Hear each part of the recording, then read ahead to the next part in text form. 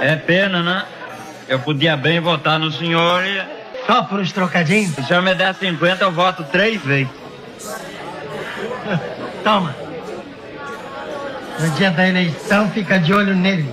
Os 3 votos dele são meus. Não se preocupe. Nós precisamos de um prefeito como o senhor. Homem honesto. A cara dele, a honestidade dele. Tem tanta honestidade quanto cabelo na cabeça.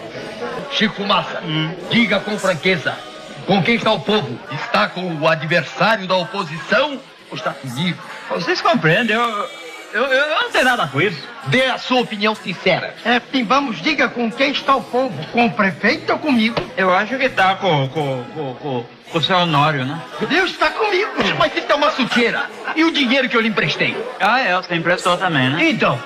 Não, vocês não entenderam o negócio. Alô?